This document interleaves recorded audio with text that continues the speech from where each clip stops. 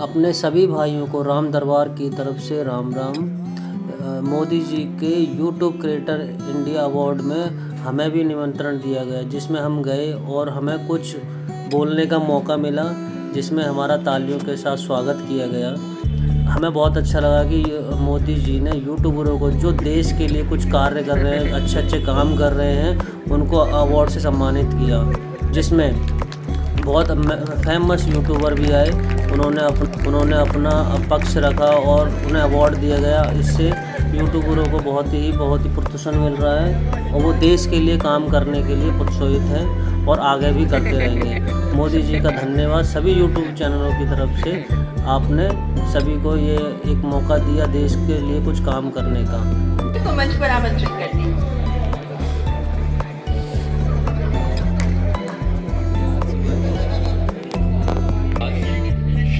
Guys कि ये content creator नहीं है, क्योंकि अगर ये होते तो हम सबकी दुकानें बंद हो जाती। बिकॉज जब ये रील बनाते हैं तो वायरल हो जाती है, जब ये ट्वीट करते हैं तो वो ट्रेंड बन जाता है, जब ये रेडियो शो पे जाते हैं तो वर्ल्ड का नंबर 1 रेडियो शो बन जाता है, जब ये कोई स्लोगन देते हैं तो वो हैशटैग बन जाता है। He does not right the trend, he is the trend.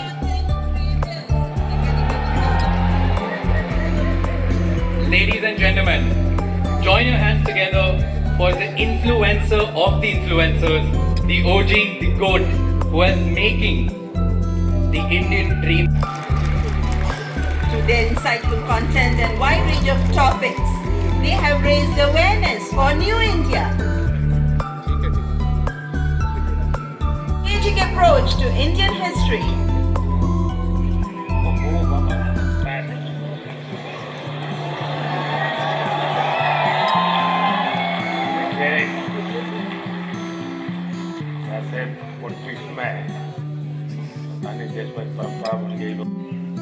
Circular economy, ये सारी बातों से परिचित है। और लोग दुनिया कहते हैं तुम ये मत करो, तुम वो मत करो, सारा मैं क्या करूंगा कोई कहता ही नहीं। और इसलिए मैंने जी, मैं कथाकार हूँ, श्रीमद् भागवतम करती हूँ और गीता जी के ऊपर बातें करती हूँ, क्योंकि मेरा बचपन इन्हीं चीज़ों से गुजरा है। और जो बदलाव मुझ में आया है, चाहे शांति, सुकून, खुशी, हर चीज़ को लेकर। और सबसे बड़ी बात, क्योंकि हमारी सोच है कि भगवान से जुड़ना तो बुढ़ापे का काम है, और मुझे लगता है सबसे गलत सोच है, क्योंकि सबसे ज़्यादा अध्यात्म की ज़रूरत युवाओं को है। और अगर मैं मटेरियलिस्टिक लाइफ के साथ साथ आध्यात्मिक जीवन जी सकती हूँ तो मुझे लगता है हर युवा जी सकता है। लोगों को डर लगता है कि अध्यात्म मतलब झोला लेके चले जाना। हाँ जी, आप उसको रास्ता पर बताइए। ऐसा बिल्कुल नहीं है, क्योंकि सबसे बड़ा आध्यात्मिक ज्ञान है श्रीमद् भगवत गीता, और वो एक ऐसे व्यक्ति को सुनाई जा रही है, अर्जुन, जो आगे जाके राजा बनने वाले हैं। और राजा से ज़्यादा ऐश्वर्य किसी के पास नहीं होता। और गीता में भगवान ने एक बार भी, श्री कृष्ण ने नहीं कहा कि राज्य छोड़ दो, बस कहा अपना धर्म पूरा करो जहाँ भी हो। बहुत बहुत धन्यवाद। And now the most impactful Agri Creator Award. This award goes to Lakshit Abbas.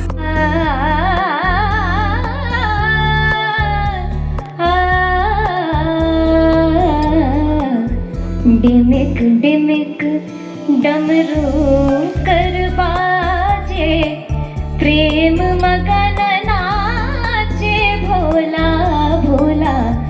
डिमिक डिमिक डमरू कर बाजे, प्रेम मगन नाचे भोला। सिंही नाद बजावत गावत, सिंही नाद बजावत गावत, लटक रही बगली झोला भोला। डिमिक डिमिक डमरू कर बाजे, प्रेम मगन नाचे भोला। बहुत बहुत बधाई। आपको आपने देखा होगा, मैंने मन की बात में एक बार एक जर्मन बच्ची का उल्लेख किया था। जन्म से उसको आंखें नहीं है, हिंदुस्तान देखा नहीं है। और मैं हैरान हूं कि भारत के, दक्षिण भारत की भाषाओं के गीत इतना तेजी से ग्रास करती है और अभी पिछले दिनों यहाँ आई थी तो मेरा मिलना हुआ। उसने तमिल में मुझे शिव भजन सुनाया और संगीत की क्या ताकत होती है, कोई भाषा उसको मालूम नहीं जर्मनी के सिवाय, लेकिन अद्भुत प्रभाव पैदा करती है। आपको भी वो परमात्मा ने कृपा दी है, आपने साधना भी की है। मेरी तरफ से बहुत बहुत शुभकामनाएं। बहुत बहुत शुक्रिया। क्या मैं आपके साथ तस्वीर लेनी है कैसे? अच्छा, सेल्फी के बिना नहीं चलता है। आज रात से बहुत बहुत शुक्रिया, बहुत बहुत शुक्रिया। And now the best international creator. इस अवार्ड में 3 लोगों के नाम हैं, Kiri Paul from Tanzania and Cassandra Mays Pittman, the German singer. And we have one more award winner. Banaras Hindu university में पढ़ाई किया था, तो मैंने बचपन में कुछ टाइम वहीं पे बनारस में स्पेंड किया और फिर पटना में वो एक्चुअली मिथिला पेंटिंग्स का भी बिजनेस में था कुछ टाइम। हाँ, तो फिर उसके बाद बचपन के बाद मैं वापस यूएस गया, बट यूएस में मन नहीं लगा। मेरे को लगा मुझको जल्दी घर वापस आना है, मैं आ गया। चलिए, आपको बहुत बहुत शुभकामना। आपका एक वाक्य भी इस देश के नौजवानों के लिए बहुत इंस्पायर करेगा। All the best. धन्यवाद। और हमारे देश के टूरिज्म पोटेंशियल को सामने लाने वाले, हमारे देश के कई ऐसे पहलुओं को सामने रखा है जो अभी तक अनएक्सप्लोर्ड रहे हैं। So the beauty of India has been showcased by her in her videos. That's Kamya Jani. बहुत बहुत बधाई। Thank you. काम्या जी बताइए। मुझे घूमने का बहुत शौक है और मुझे लगता है कि जब हम ऑफिस से थके आ रहे आते हैं या वीक भर पूरा काम करते हैं, वीकेंड्स में हमें एंजॉय करना चाहिए। जो इतनी ब्यूटीफुल नेचुरल ब्यूटी हिंदुस्तान में है वो एंजॉय करनी चाहिए। और मुझे लगता है भारत सबसे ज़्यादा खूबसूरत देश है और यही ऑब्जेक्टिव है कि ग्लोबल मैप पर भारत नंबर 1 पर हो बस। और फिलहाल कंफ्यूज्ड हूँ, लक्षद्वीप जाऊँ या द्वारका? द्वारका आपको काफी नीचे जाना पड़ेगा। लेकिन वो मेरा अनुभव बहुत ही अद्भुत था। खैर उसकी बात कभी फिर करूंगा, लेकिन मैं नहीं मानता सब टूरिस्टों के लिए कितना सुविधाजनक होगा। लेकिन अब जैसे मैं आदि कैलाश गया, आदि कैलाश हमारा काफी स्टॉप पर है और दूसरी तरफ मैं यहाँ द्वारिका में काफी मीटर नीचे चला गया पुरानी द्वारिका देखने के लिए। आप ये जब भारत के धरोहर का परिचय करवाती, तो मैं एक विषय 2 विषय लेकर दिनों चल रहा हूँ। उसमें आप जो क्रिएटर्स होते हैं मदद कर सकते हैं। एक हमारे लोग क्या करते हैं, जैसे कहीं चले गए सोमनाथ, तो बस में ट्रेन में आपने कार से उतरेंगे, भागेंगे और जैसे भगवान अभी कहीं जा रहे हैं तो पकड़ो। उनके दिमाग में यही रहता है, दौड़ो पकड़ो, और फिर एक बार देख लिया तो इधर मैं कहता हूँ भाई ऐसा क्यों करते हो? जहाँ जाते हो कम से कम एक रात टोटल जो आपका बजट है, टूर ट्रैवल का टोटल बजट है, कम से कम 5% 10% लोकल कुछ न कुछ चीज खरीदी, लोकल प्रोडक्ट। अब फिर आप कहेंगे नहीं हमने पानी पूरी खरीदी थी, ऐसा नहीं। खाना वाना तो कंपल्सरी खाएंगे, लेकिन कोई वहाँ के प्रोडक्ट जो कि हमारे देश की जो ये भी एक सामर्थ्य है और वहाँ की इकोनॉमी को बहुत बड़ा बल मिलता है। अब जैसे मान लीजिए आप बद्रीनाथ गए और वहीं से थोड़ा 5 किलोमीटर दूर मणा गांव गए और मणा गांव से हैंडीक्राफ्ट खरीदा, तो हिंदुस्तान का वो पहला गांव, उसके बाद चाइना आ जाता है, वो पहला गांव, वहां के कुछ चीजें खरीद करके अपने गांव ले जाओगे, देश की एकता को हमेशा हमेशा बनाए रखने का काम आएगा। तो कभी आप ऐसे विषयों को भी अगर प्रमोट कर सकते हैं तो बहुत अच्छा होगा। बिल्कुल, बहुत सारे मंदिर कवर किए हैं मैंने अपने वीडियोस में और आपका बहुत बड़ा थैंक यू, क्योंकि अब सारे ही मंदिरों को बहुत ही नया रूप मिल चुका है। तो thank you for that. Thank you. मेरी जरूर चर्चा होती है और भारत का जो डिजिटल इंडिया का सक्सेस है, ये तो गौरव बराबर अच्छे तरह जानते हैं क्योंकि उसी फील्ड में काम करते हैं। लेकिन मेरा एक आग्रह रहता है कि उज्जवल भविष्य के लिए हमें टेक्नोलॉजी को डेमोक्रेटाइज करना चाहिए। हमारा यूपीआई ये इसका बहुत बड़ा सिंबल है। ये कुछ लोगों की बकौती नहीं है, ये सबके मालिक है और दुनिया तभी आगे बढ़ेगी। कोई उसका एक बड़ा कंपनी का मालिक बन गया और दुनिया बांट रहा है, ऐसा नहीं। हम उसको डेमोक्रेटाइज करते हैं और मैं मानता हूं जितना ये पहलू आपके माध्यम से पहुंचेगा कि टेक्नोलॉजी को डेमोक्रेटाइज करने की क्यों जरूरत है। दुनिया के उज्जवल भविष्य के लिए थोड़ा सीरियस विजन लगेगा, लेकिन मैं गौरव जैसे दोस्तों से चाहूंगा कि आप इसको जरा बल दीजिए। सर, मुझे ऐसा लगता है कि टेक्नोलॉजी जो है वो हम सभी को एक ताकत देती है आज की दुनिया में। मैं अभी पेरिस में गया था पिछले हफ्ते और मैंने जब वहाँ की टिकट यूपीआई से खरीदी तो बहुत खुशी हुई। और मुझे लगता है कि इंडिया के पास में वो सारे सॉल्यूशंस हैं जो पूरी दुनिया के देश जो अपनी जगहों पे इम्प्लीमेंट कर सकते हैं। तो जरूर से कोशिश रहेगी। बहुत बहुत बधाई। माननीय प्रधानमंत्री जी के स्वच्छ भारत अभियान से प्रेरणा लेकर जिन लोगों ने डिजिटल कंटेंट क्रिएट किया, उनमें से चुने गए स्वच्छता एम्बेसडर हैं मल्हार कलांबे, a noted environmentalist जो 2017 से प्रति सप्ताह स्वच्छता अभियान चलाते रहे हैं, स्वच्छता और सतत विकास को लेकर जागरूकता भी फैलाते रहे हैं। That's मल्हार कलांबे। मल्हार, ये जो लोग क्रिएटर्स हैं ना, उसमें कुछ लोग वो भी हैं जो क्या खाना चाहिए वो भी कहते हैं।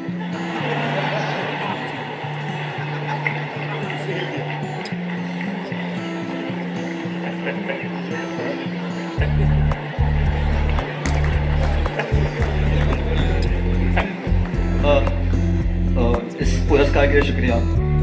मैं बेसिकली एनवायरमेंटलिस्ट हूँ। हम पिछले 6.5 साल से मुंबई में स्वच्छता मुहिम चला है। आप इसे प्रेरणा लेके पिछले 6.5 सालों में हमने 500 से ज़्यादा क्लीनअप ड्राइव्स ऑर्गेनाइज की है। 80 लाख किलो से ज़्यादा कचरा मुंबई से साफ किया है। बट इतने सालों में मैंने एक चीज़ देखी है कि लोगों को कचरा उठाने में शर्म आती है, लज्जा लगती है। कई लोगों ने मुझे कचरे वाला तक कहा है।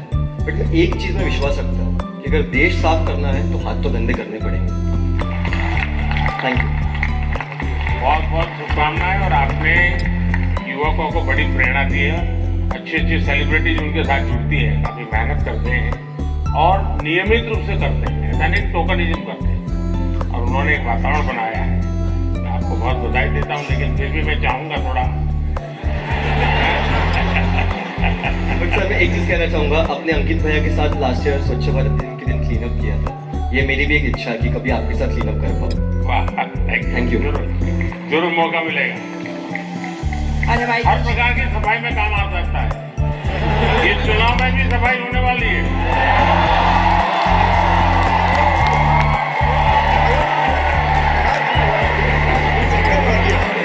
और हमारे देश की समृद्ध फैशन परंपराओं को आगे बढ़ाने के लिए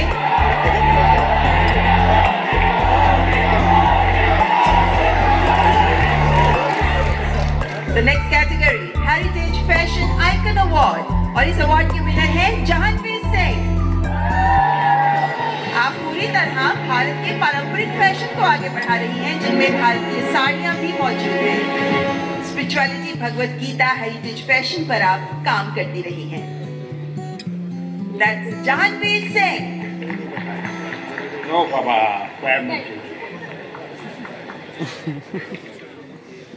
बहुत बहुत बधाई आपको। और दुनिया में भारत की चीज, क्योंकि टेक्सटाइल मार्केट फैशन के साथ ही जा सकता है, वो अकेला नहीं जाता है आजकल, क्योंकि रेडीमेड ब्रांड का जमाना है। और आप बड़ी मदद कर रही है, कुछ सुनाइए लोगों को। बहुत बहुत धन्यवाद। मेरा नाम जानवी है और सबसे पहले बहुत धन्यवाद इस पुरस्कार के लिए। और मैं चाह रही हूँ कि इस नए भारत में जो हमारी प्राचीन परंपरा है, उसे अपनी संस्कृति, शास्त्र, संस्कार और साड़ियों के माध्यम से आगे लेके जाऊं। और मेरा सबसे यही अनुरोध है कि अपनी संस्कृति, शास्त्र, संस्कारों को भूलिए मत, उसे अपने साथ रखिए। आप कितने भी मॉडर्न हो जाए, हमेशा ये रूट्स आपको याद होनी चाहिए। एक है अब दुनिया में रेडीमेड का जमाना है। मैं मानता हूं कि हमने इस प्रकार किसी को अगर गाइड कर सकते हैं, आप जैसे लोग गाइड कर सकते हैं। जैसे अब साफा कोई मानता नहीं, रेडीमेड आता है पहन लेता है और फोटो निकल जाती है। धोती मानता नहीं कोई, रेडीमेड आता है पहन लेता है। भारतीय जो वेश है उसमें भी साड़ी कठिन काम है। अगर उस हमारा है थोड़ा बहुत, लेकिन मैं समझता हूँ वो जितना ज्यादा प्रमोट होगा दुनिया में बहुत बड़ा मार्केट बनने वाला है।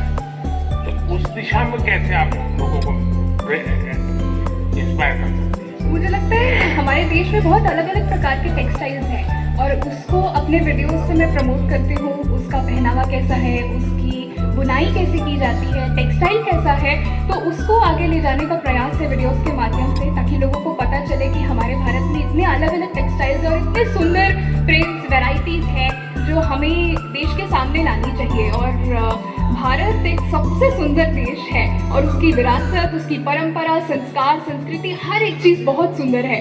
तो मेरा यही प्रयास है कि मैं उसको आगे लेके जाऊँ। देखिए, भारत फैशन की दुनिया में लीडर रहा है। बहुत लोग हैरान हो जाएंगे अगर आज लोगों को लगता है जिनके बारे में लोगों को बहुत कम पता होता है। जोरदार तालियां पीयूष पुरोहित के लिए। पीयूष बधाई हो। सुनाओ। सर मैं उत्तराखंड से हूँ और चमोली से हो। तो सर मैं अपने जो उत्तराखंड की पुरानी परंपरा होती है उनको प्रमोट करने की और मतलब अलग तरीके थोड़े VFX वगैरह, एडिटिंग वगैरह से उसे थोड़ा और एंटरटेन जैसे कि उसमें थोड़ा VFX यूज़ कर लिया, जैसे वीडियोज़ में VFX होते हैं विजुअल। मैंने मन की बात में एक बार लोगों को अपील किया था किसी और राज्य के गीत को गाइए, और चमोली का जो गीत है एक, वो केरल की बच्चियों ने स्कूल में गाया था, बहुत पॉपुलर हो गया था। शायद आपने वायरल देखा होगा उसको। चमोली का वो गीत बड़ा फेमस है, लोगों के स्वागत के लिए गाया जाता है। बहुत बहुत बधाई हो आपको। हाँ कहिए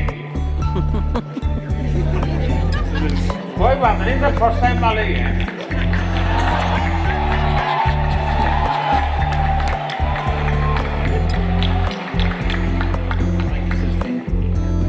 जय भूमि जय उत्तराखंड। चलिए, बहुत है। और नेशनल क्रिएटर्स अवार्ड्स की आखिरी श्रेणी, बेस्ट सेलिब्रिटी क्रिएटर अवार्ड, और ये अवार्ड दिया जा रहा है अमन गुप्ता को। एक उद्यमी के तौर पर अपनी सफलता और अपने इनोवेटिव बिजनेस स्ट्रैटेजीज के लिए मशहूर शार्क टैंक इंडिया में भी शामिल अमन गुप्ता। अमन, बहुत बहुत बधाई हो। सर आपको सक्सेसफुल है अपने जीवन में भी और दुनिया को भी दिखा रहे हैं, जरा बताइए।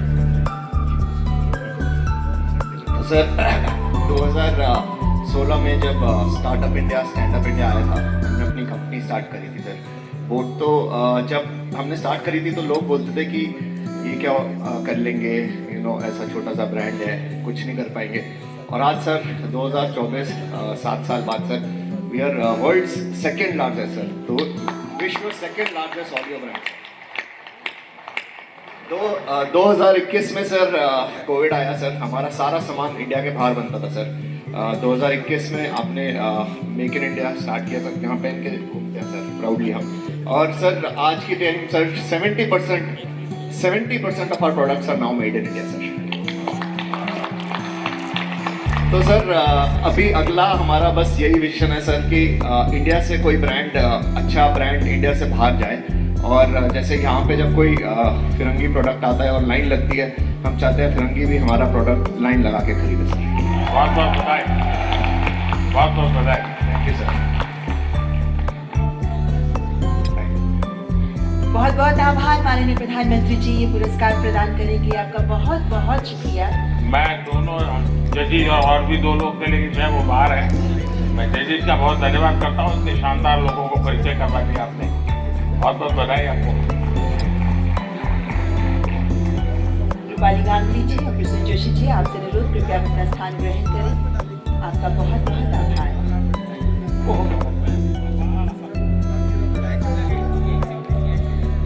माननीय प्रधानमंत्री जी के प्रेरणादायक शब्द हमें लगातार हमारा मार्गदर्शन करते रहे हैं और आज के इस अवसर पर हमने माननीय प्रधानमंत्री जी के बहुत से शब्दों को सुना, लेकिन माननीय प्रधानमंत्री जी को सुनने के लिए हम सभी अत्यंत उल्लासित रहते हैं। अभी कुछ सुनना बाकी है क्या?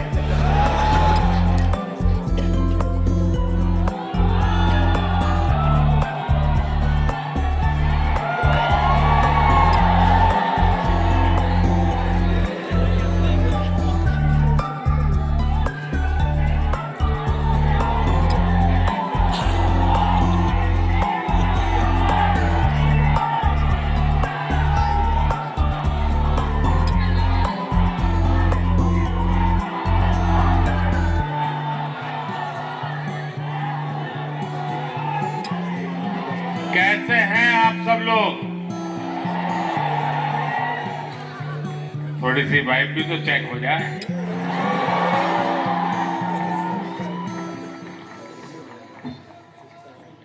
इस कार्यक्रम में उपस्थित मंत्री परिषद के मेरे साथी अश्विनी वैष्णव जी,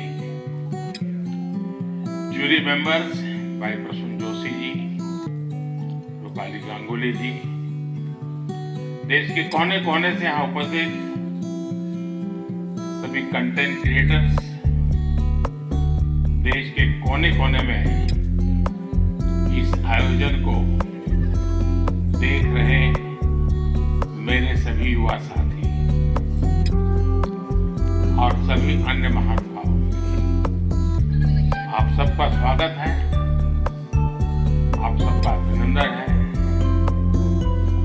और आप वो लोग हैं जिन्होंने अपनी जगह बनाई है और इसलिए आज उस जगह पे आप आए, भारत मंडपम।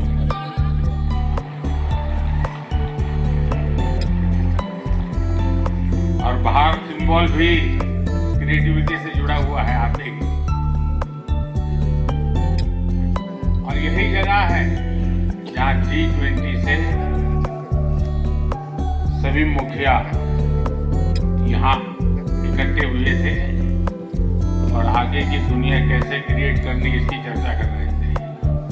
और आज आप लोग हैं जो भारत का भविष्य कैसे क्रिएट करना उसकी चर्चा करने के लिए आए हैं।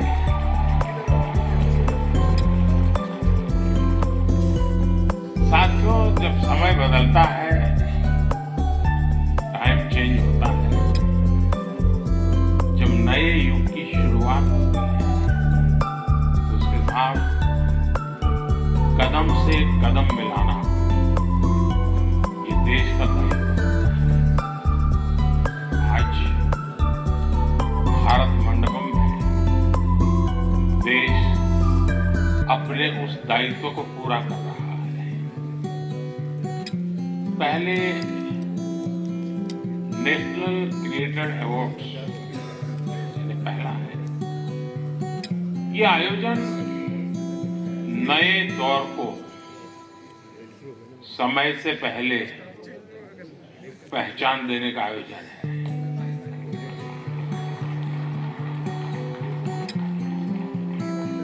और कुछ लोग मुझे कभी कभी पूछते हैं कि आपकी सफलता का रहस्य क्या है, ऐसा मुझे पूछते हैं, मैं हर एक को जवाब नहीं देता।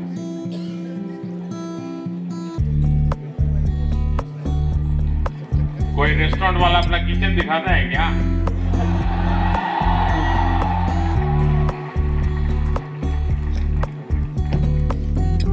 लेकिन आपको मैं बता देता हूं, ईश्वर कृपा है, मैं समय से पहले समय को भांप सकता हूं और इसलिए ये पहला ऐसा अवार्ड है जो शायद आने वाले दिनों में बहुत प्रमुख स्थान लेने वाला है।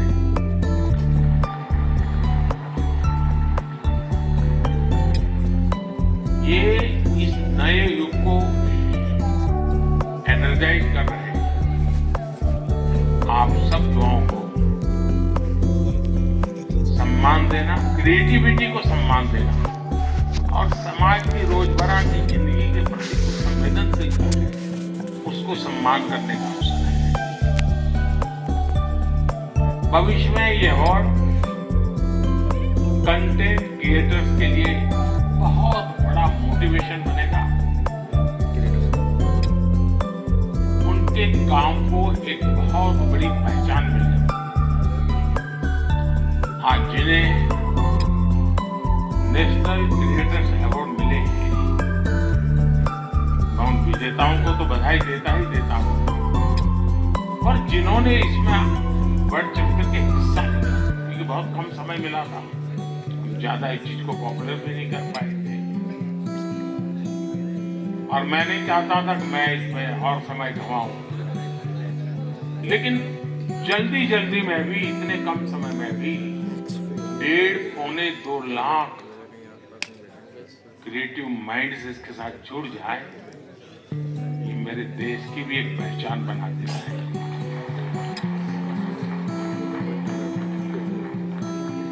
और साथियों, आज एक और पवित्र संयोग है। ये पहला नेशनल क्रिएटर्स अवार्ड महाशिवरात्रि के शुभ दिन पर आयोजित हुआ।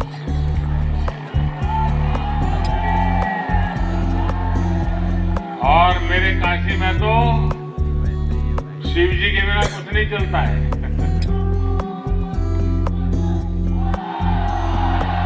महादेव भगवान शिव भाषा, कला और क्रिएटिविटी के जनक माने गए हैं। हमारे शिव नटराज हैं। शिव के डमरू से माहेश्वर सूत्र प्रकट हुए हैं। शिव का तांडव लय और सृजन की नींव रखता है इतिहास, और इसलिए यहाँ जो क्रिएटर्स हैं उनके लिए नए सब्जेक्ट मिल जाएंगे। महाशिवरात्रि के दिन ये आयोजन अपने आप में बहुत बड़ा सुखद संयोग है, और मैं आपको भी और देशवासियों को भी महाशिवरात्रि की बहुत बहुत शुभकामनाएं देता हूं। फ्रेंड्स, आज इंटरनेशनल वुमेन्स डे भी है, लेकिन मैं देख रहा हूं पहली बार पुरुष ताली बजा रहे थे, वरना उनको लगता हमारा तो कोई डे आता नहीं। आज जो अवार्ड मिले हैं उनमें भी बहुत सारी बेटियां मैदान मार गई हैं, मैं उनको भी बधाई देता हूं। और भी मैं देख रहा हूं क्रिएटिव वर्ल्ड में हमारे देश की बेटियां तो बहुत बड़ी मात्रा में सबको देख रहा हूं। मुझे बहुत गर्व हो रहा है आप लोगों को देखकर। मैं देश की सभी महिलाओं को, बहनों को, बेटियों को इंटरनेशनल वुमेन्स डे की बहुत बहुत बधाई देता हूं।